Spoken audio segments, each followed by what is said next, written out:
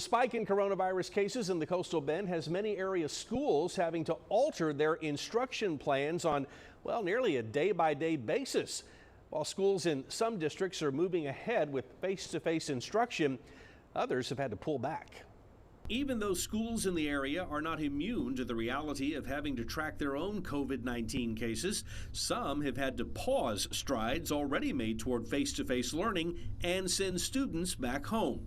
Just yesterday, the decision was made to have Toloso Midway High School transition to remote learning only until at least November 30th. The same is true for Robstown ISD's Seal Junior High, as well as Moreno Junior High and A.C. Jones High School in Beeville. Schools that at this point are scheduled to reopen for face-to-face instruction include T.G. Allen Elementary in Corpus Christi, with plans to welcome students back to the classroom on Monday. Students from the Ben Bolt Palito Blanco ISD Elementary and High School will be back that day as well. In Taft, students at Woodrow Petty Elementary are scheduled to return Wednesday. In the West Oso ISD, we have learned that effective immediately, West Oso Elementary School will be practicing remote learning until November 27.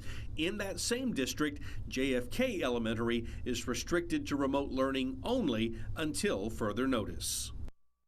And just to show you how fluid this situation is, just into the newsroom tonight, we've learned that the Orange Grove ISD has shut down its high school and junior high for the next 2 school days. That'd be Monday and Tuesday of next week. Students will need to report to remote instruction for those 2 days. Benketti ISD has also announced high school students will transition to virtual learning beginning Monday and extending through the Thanksgiving break. Of course, you're going to want to check regularly with your local school district, as all of this could change.